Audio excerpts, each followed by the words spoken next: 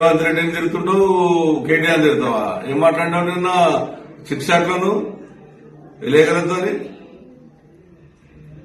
నీ బండారం ఇప్పితే మొత్తం ఈ నుంచి మొత్తం తెలంగాణ నుంచి ఢిల్లీ దాకా ఇప్పితే తట్టుకోలేవు నువ్వు.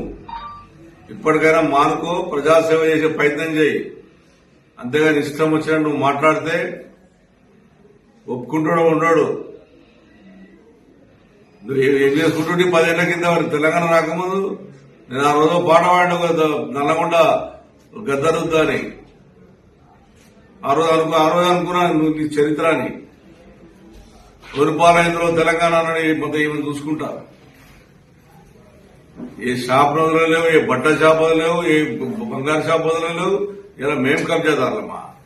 నేను ఇంద్రనగర్కి నాకు 4 రోజుల కింద ఫిక్స్ అయింది నాకు ప్రోగ్రాం. నాకు అక్కడ ప్రజలను కాపాడేది నేను. ఆధీనంలో ఉన్నటువంటి ఐటీపీ ఆధీనంలో నుండి నిరుపేదలు బాధపడుతుంటే ఈ వస్తుంటే భయపడ్డారంట. నీ అసలు కుక్కలు మస్తు వచ్చిపోయినా నా దగ్గరికి. ఇక్కడ నా కుక్కడపల్లి ప్రజలు నాకు దేవుళ్ళు. వాళ్ళ పొద్దుగా పాదాభివందనం చేస్తా. వాళ్ళందరించే నన్ను ఈ రకంగా గెలిపించారు, నా నీతి నిజాయితీని. బ్లూ సీట్లు కనబడితే వసూలు చేసేదానికి నీకు అలవాటు ఉంది, ఎవరికి అలవాటు లేదు. నీ మీద నిజంగా ముఖ్యమంత్రి గారు కానీ సెంట్రల్ గవర్నమెంట్ కరెక్ట్ గా సీరియస్ గా తీసుకుంటే నీ సంగతి ఏంటో, నీ మొగోని సంగతి ఏంటో మొత్తం బయటకు వస్తాయి. ఇష్టం వచ్చినట్టు మాట్లాడితే భయపడ్డాడు ఎవరు లేడు. 6 గంటలు లేదు కూర్చుంటాను నేను. చూడండి, 6 గంటలు లేదు కూర్చుంటాను ప్రజల కొరకు. నాకు చరిత్ర ఉంది. ఈమె వస్తుందంట, భయపడిపోయినామంట. ఈమె తిరిగి ఏం చేసినావు?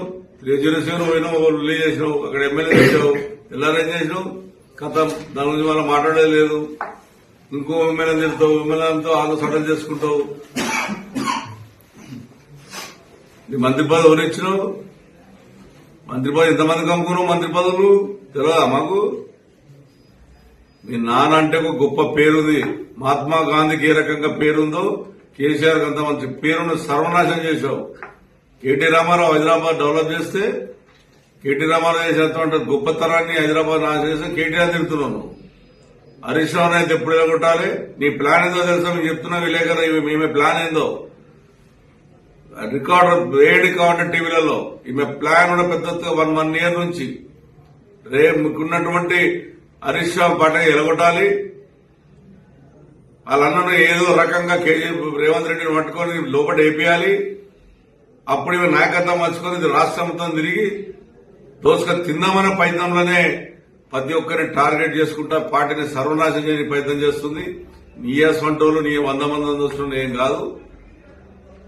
నీకు తగిన పాట ప్రజలకు బుద్ధి చెప్తారు. నువ్వు గెలిచింది ఒక్కసారి, సెకండ్ సారి గెలవ చేత కాలేదు నీకు. నీ అత్తగారింటి దగ్గర 10 మంది ఎమ్మెల్యేలు గెలిచి నువ్వు ఓడిపోయావు. మరి అంత పెద్ద ఉద్యోగకారుల మీద అంత ప్రేమ అభిమానం ఉంటే ఎమ్మెల్సీ తీసుకోకుండా నువ్వు ఈయనుండి నువ్వు ఉద్యమకారానికి బీజోనికి ఈయనుండి ఉద్యమం మేము ఉద్యమం చేసామని చెప్పినామా? నేను చెప్పానా? ఎప్పుడైనా ఉద్యమం చేశాను? నా జీవితంలో ఉద్యమం చేశాను ఎప్పుడైనా చెప్పానా? నేను ఆ రోజున టీడీపీ పార్టీలో ఉన్నాను. టీడీపీ సిద్ధాంతం కూడా పనిచేశాం. అంతేగాని నీళ్ళగా ఆ అబద్దాలు చెప్పి హైదరాబాద్ ఎమ్మెల్యేలంతా అవినీతి పరులంట. హైదరాబాద్ లేకపోతే తెలంగాణ లేదు.